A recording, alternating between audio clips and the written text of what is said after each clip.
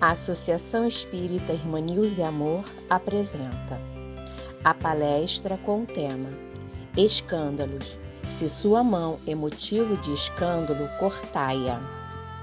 Pelo expositor Sidney Ferreira, do Centro Espírita Luz e Verdade. Olá, boa noite, tudo bem? Sejam todos bem-vindos a mais uma transmissão realizada pelo Irmã Nilza.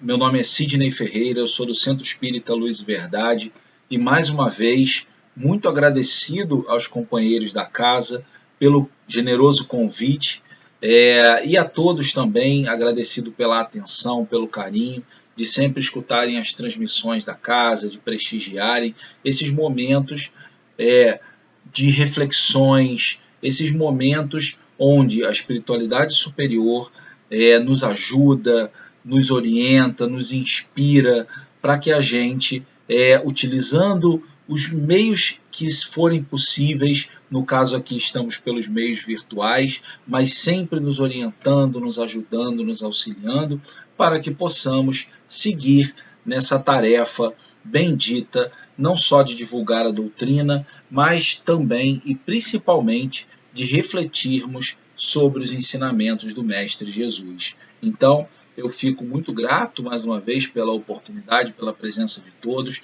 Trago aqui um abraço nosso dos amigos do Centro Espírita Luz e Verdade e vamos então para as nossas reflexões do encontro de hoje. Teremos reflexões muito interessantes porque estudaremos o ponto escândalos. Se a vossa mão é motivo de escândalo, cortai-a.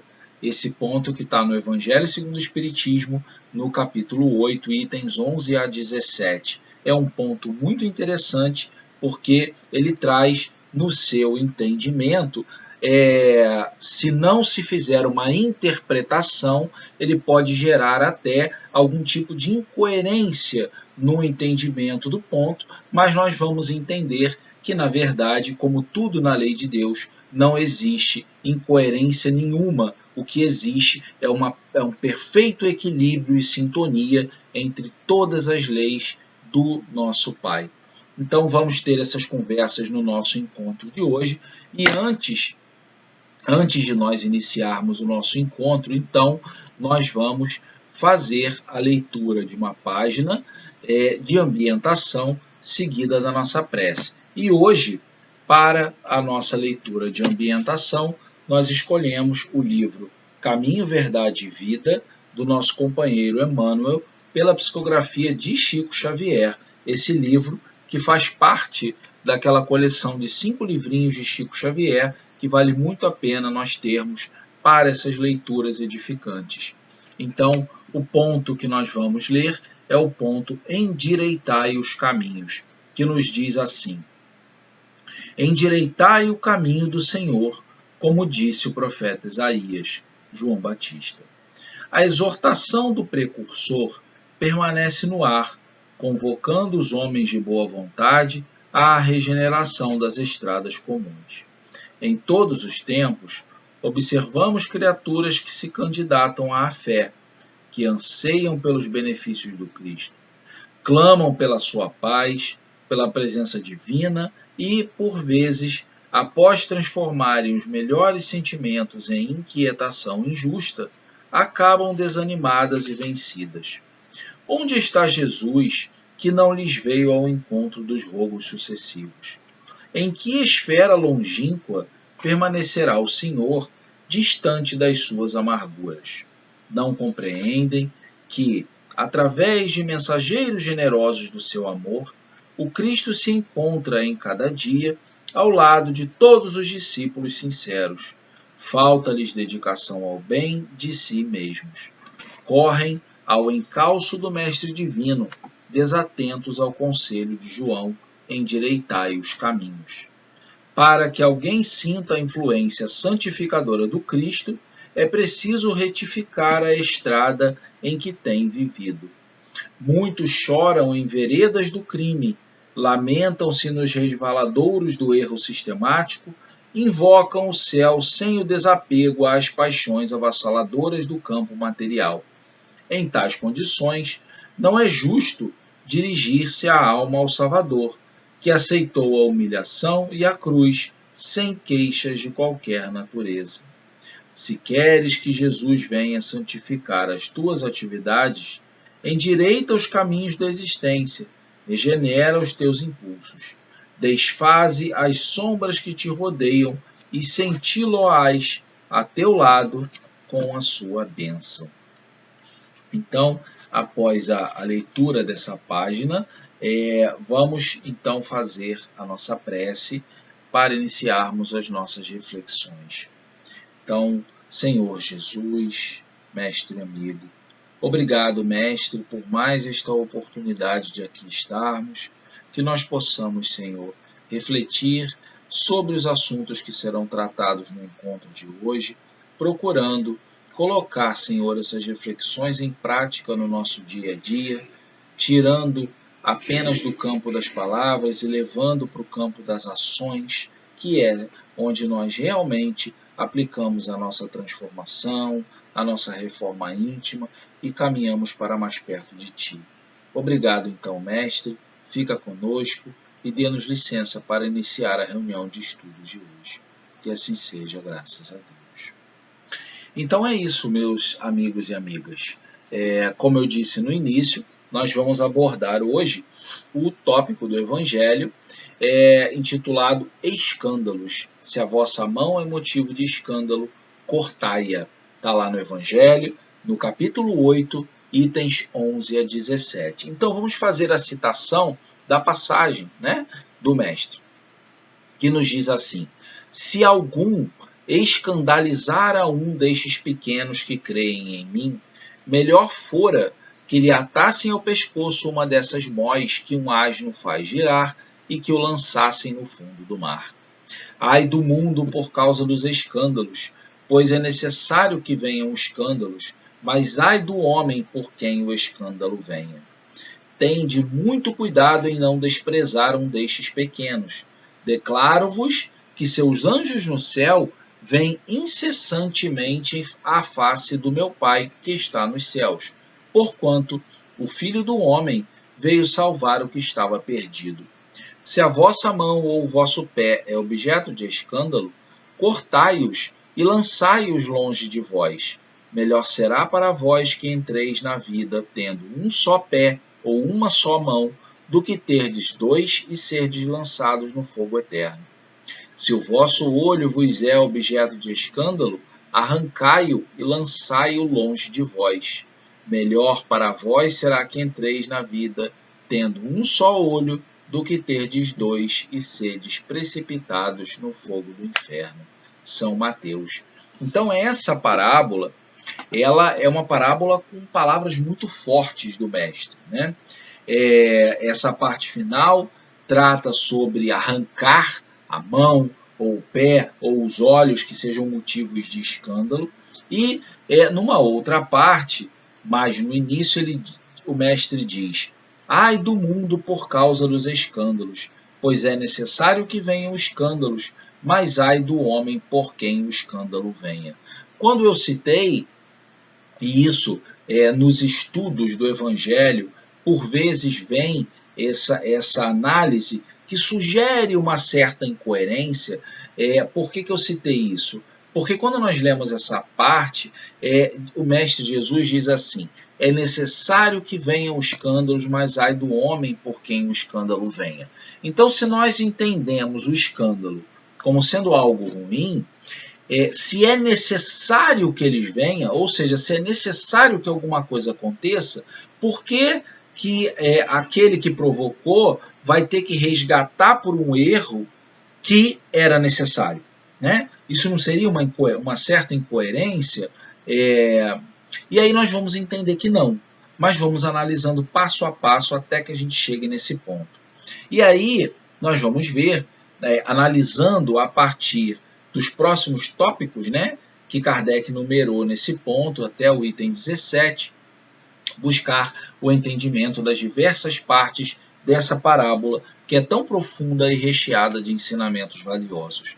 Então essa passagem ela pode ser estudada sob dois aspectos distintos, ambos relacionados ao termo escândalo, que quer dizer, e esses dois aspectos são o que nós fazemos para nós mesmos, ou de e para nós mesmos, né, no caso, e o que nós fazemos para os outros.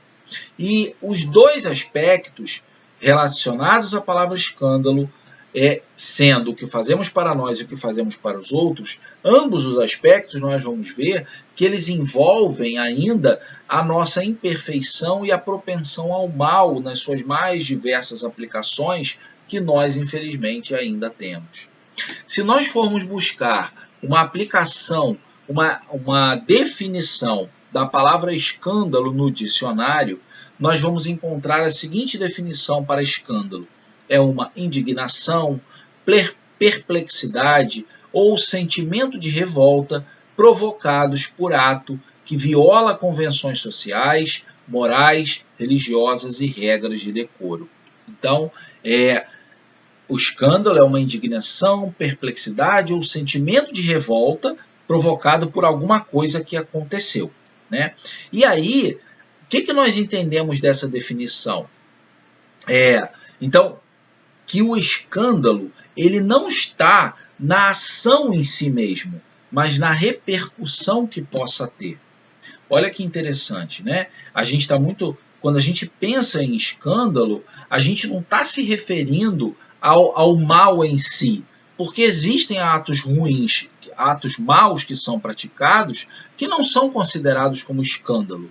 O escândalo, a palavra escândalo entra em cena quando algo provoca um grande baque, um grande choque, ou nas palavras da definição do dicionário, uma grande indignação, perplexidade, sentimento de revolta, etc., porque aquilo que aconteceu violou determinadas convenções, sejam elas sociais, morais, religiosas ou etc., onde quer que aquilo esteja sendo aplicado.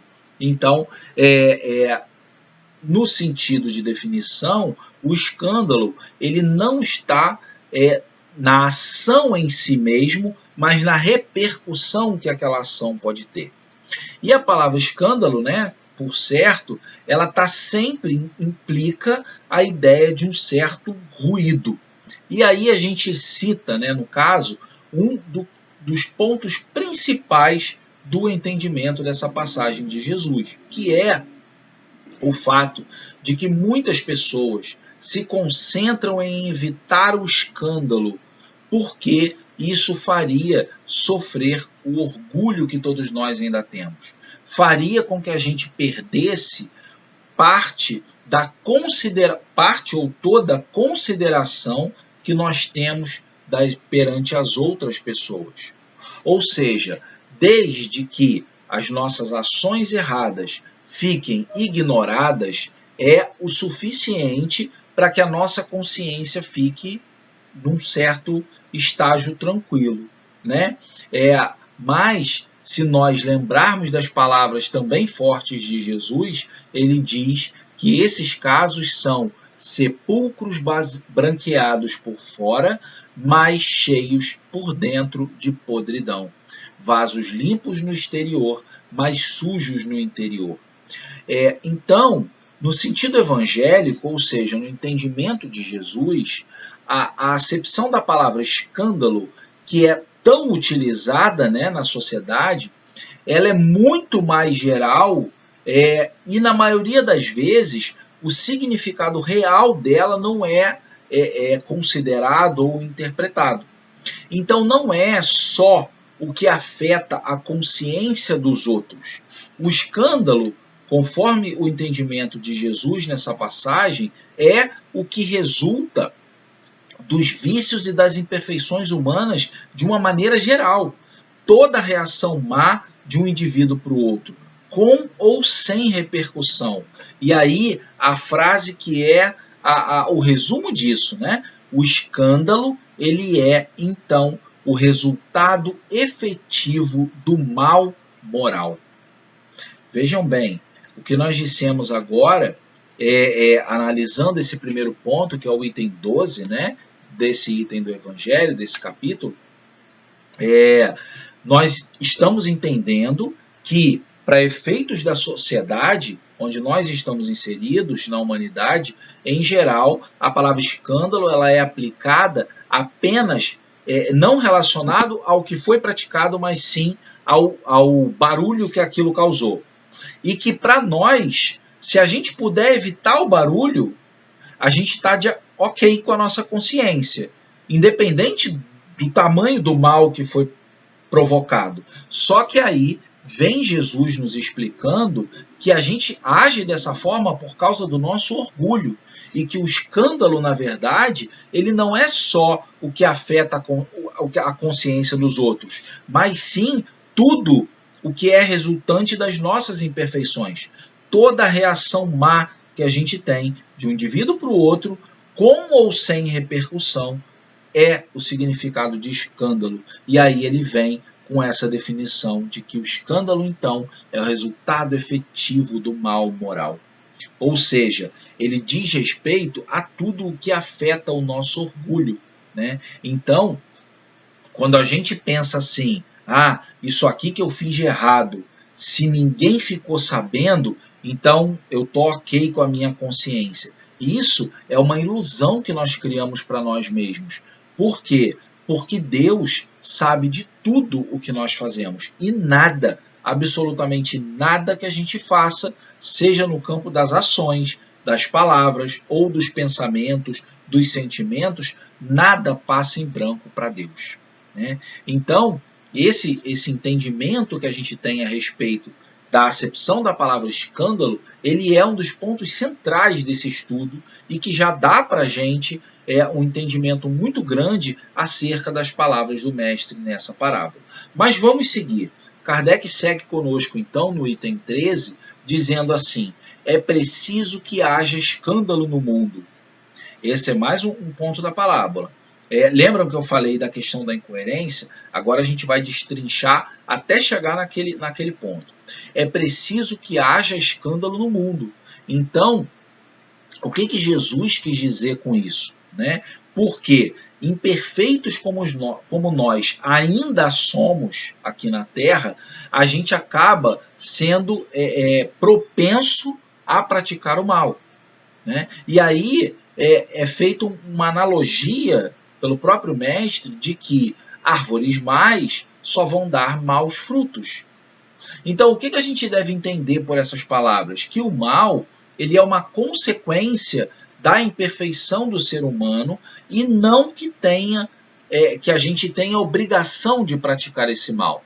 Olha que interessante, né? Quando o mestre Jesus fala, é preciso que haja escândalo no mundo, e ele faz essa analogia dizendo para a gente que árvores más só maus frutos dão, se você pensar numa árvore ruim que dá maus frutos, essa palavra é preciso, podemos substituir por é preciso que haja frutos ruins. Por quê? Se é uma árvore que só dá maus frutos, então esse preciso nos dá um entendimento de que daquela árvore só sairão maus frutos.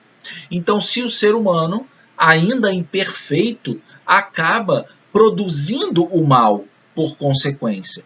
Só que, diferente da questão da árvore, nós não temos, mesmo ainda sendo propensos ao mal por causa da imperfeição, nós não temos a obrigação de praticá-lo. E aí entra em cena o livre-arbítrio que todos nós entendemos e conhecemos, garantido para nós por Deus, para que nós façamos as nossas escolhas em todos os momentos e depois vamos colher as consequências resultantes dessa escolha.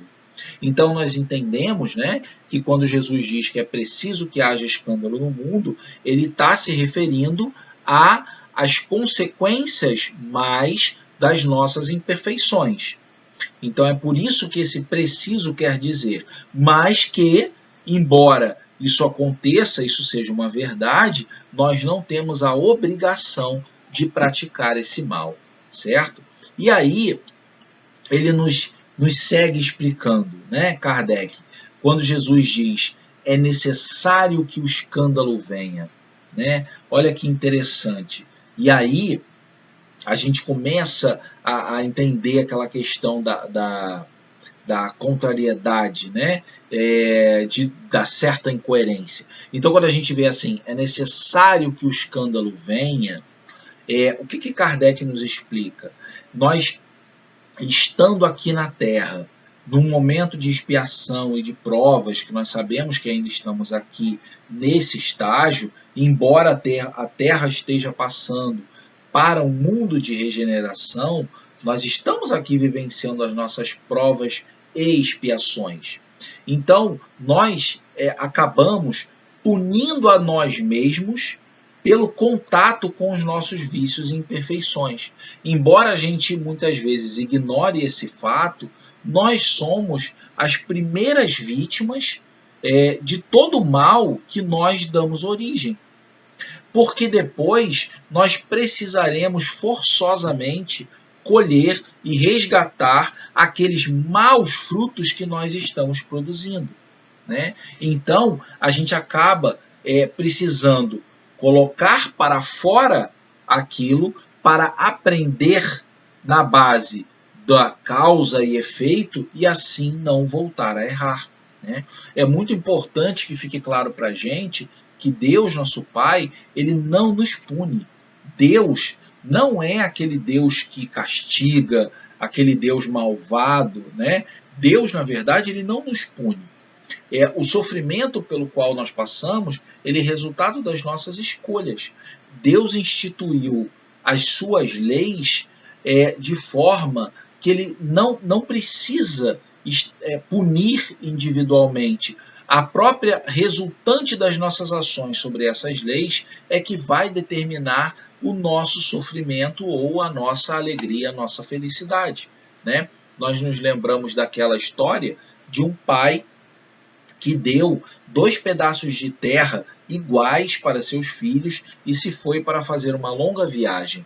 E quando retornou, um dos filhos havia trabalhado muito e prosperado a terra que recebeu, construído ali as condições para a sua subsistência. O outro filho não quis trabalhar, e aquela terra estava árida, sem produzir nada, e aquele filho passando por dificuldades. Então, nós vemos que aquele pai, ele não precisou punir o filho que não quis trabalhar ou premiar ou dar méritos àquele que quis. Na verdade, ele instituiu a lei ou a regra do jogo, como dizemos no popular, que foi dar as mesmas condições e explicar o que deveriam fazer. A partir daí, a consequência foi fruto das escolhas de cada um. Então, nós vemos sempre que o livre-arbítrio está associado à lei de causa e efeito. Nós escolhemos e as nossas escolhas vão dar causa a um efeito que virá no futuro. Diretamente proporcional, como Deus é justo, diretamente proporcional àquela escolha. E aí, quando nós seres humanos estivermos cansados de sofrer devido ao mal praticado, nós acabaremos buscando naturalmente o remédio no bem. Então, por que retardar esse momento, postergando o nosso sofrimento, se nós podemos, se nos é facultado o direito de fazer boas escolhas? E para fazer as boas escolhas, isso está ao nosso alcance. A partir do momento que nós acordamos até o momento que nós nos recolhemos, ao longo de todo o nosso dia, nós fazemos escolhas o tempo todo, desde as mais simples até as mais complexas, mas nós fazemos escolhas e essas escolhas vão determinar o nosso caminho e o que nós vamos sentir sobre isso. Então, quando Kardec segue nos dizendo que o mal é necessário, né, porque se Deus acabasse de uma só vez com todo o mal, onde estaria o nosso mérito de atingir aquela perfeição, aquela isenção do mal? Então, o mal, ele existe, é permitido por Deus para que existe, porque ele acaba sendo um meio muito eficaz de se corrigir aqueles que erram, né? Então, olha só, deixando de haver culpados pelos erros cometidos, também desnecessários se tornam quaisquer castigos. Olha que interessante, né? Então, se nós supormos que a humanidade se transforme e passa a ser constituída somente de seres humanos de bem, ninguém vai pensar em fazer o mal ao próximo e todos vão ser ditosos por serem bons. Então, naturalmente, nesse contexto, o mal deixa de existir e os escândalos, consequentemente, também deixam de existir. Né? E isso, na verdade, não é uma condição utópica que nunca vai se atingir aqui na Terra. Vai atingir, porque essa é a condição dos mundos mais elevados do que os nossos, onde o mal ele já foi banido totalmente. E a Terra vai chegar lá, junto com os habitantes que aqui estiverem nela. A Terra, afinal, ela já foi um mundo primitivo, está hoje um mundo de provas e expiações, passando para ser um mundo de regeneração. Mais à frente se tornará um mundo ditoso e mais à frente um mundo onde só habitarão aqueles espíritos superiores, perfeitos e felizes. E aí nós também chegaremos lá. Né? Seja aqui na Terra ou em algum outro globo, nós chegaremos lá. Porque se existe uma coisa que é determinística nas leis de Deus, é o processo evolutivo. Nós podemos até retardá-lo pelas nossas escolhas, mas ele é inevitável. Todos nós andamos para frente, o processo de evolução ele é algo ao qual nós não podemos nos furtar ou nos eximir de seguir com ele. Né? Então, cedo ou tarde, nós vamos nos sentir impulsionados a trilhar esse caminho pela busca de melhoria para chegar a uma condição melhor do que a condição que venha hoje. Né? E aí a gente segue no entendimento de Kardec, que continua nos explicando. Né? Ele falou, a cada ponto ele vai explicando, é preciso que haja escândalo no mundo, como falamos, é necessário que o escândalo venha, e aí ele nos diz agora, mas ai daquele por quem venha o escândalo. Né? E aí ele fala, nos explica que quer dizer que o mal, sendo sempre o mal, aquele que a seu mau grado servir de instrumento à justiça divina, aquele cujos maus instintos foram utilizados. Então, aquele que pratica o mal, ele infelizmente precisará passar pelo processo da punição automática por ter infringido as leis de Deus para obter o aprendizado. Né? Então, se nós pensarmos numa analogia, um filho ingrato, ele é uma punição, uma prova para o pai que sofre com isso. Porque talvez, em algum tempo passado, nessa encarnação ou numa anterior, esse pai talvez tenha sido também um mau filho que tenha feito sofrer o seu pai. Então, ele acaba passando pela pena de talião, né, como conhecemos. Mas essa circunstância, ela não pode servir de escusa, né, de desculpa para o filho que a sua vez também vai ter que ser castigado pelos seus próprios filhos, né, passando por essa prova ou de outra maneira. Percebem a questão? A questão é a seguinte, um pai, o que hoje está como pai, que tenha sido um mau filho no passado, essa ação dele ter sido um mau filho precisará ser resgatada em algum momento. Mas se aquele que está como seu filho hoje não se comportar como um bom filho, isso acabará sendo um ensejo para que esse pai resgate a sua falta do passado. Mas isso não serve de desculpa para abonar o erro que aquele filho está cometendo hoje. Porque aquela prova que aquele pai precisa passar para resgatar o seu erro do passado, ela seria viabilizada pela espiritualidade de uma outra forma. Essa prova seria apresentada. Mas, como esse que está filho hoje fez mau uso do seu livre-arbítrio e provocam desgosto para aquele pai, isso acaba sendo um caminho para que aquela prova, que aquela expiação seja aplicada e aquele pai resgate o seu erro do passado, mas não exime o filho dos erros que está acontecendo. Percebem a questão? E essa explicação, ela mostra para a gente que não existe, então, na verdade, nenhuma incoerência nas leis de Deus nosso Pai. Né? Então, quando ele diz, ai daquele por quem venha o escândalo, quer dizer que, usando esse exemplo que a gente está dando, eu posso servir de instrumento para que outra pessoa resgate uma falta se eu estou fazendo mal a ela. Ela pode estar sofrendo aquele mal e resgatando um erro seu do passado. Mas aquilo não vai me eximir da responsabilidade pelo erro que eu estou cometendo agora. Até porque aquele resgate que a pessoa precisava passar, ele seria viabilizado de uma outra forma se eu estivesse me esforçando para exercer bem o meu livre-arbítrio, procurando não errar. Mas como eu estou errando, então aquilo está servindo para que aquela outra pessoa cumpra uma prova que precisava passar, mas eu, a meu turno, também precisarei arcar com a consequência dos meus atos. Então essa é a explicação central,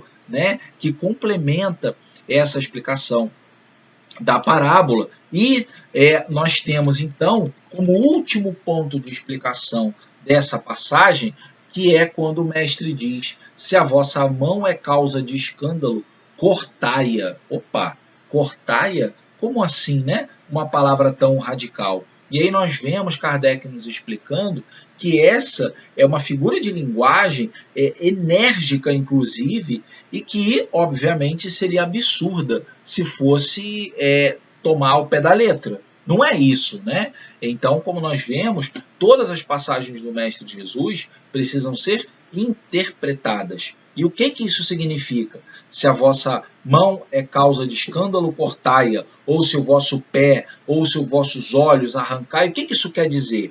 Que nós precisamos, cada um de nós, destruir dentro de nós tudo o que é causa do escândalo. Ou seja, o mal.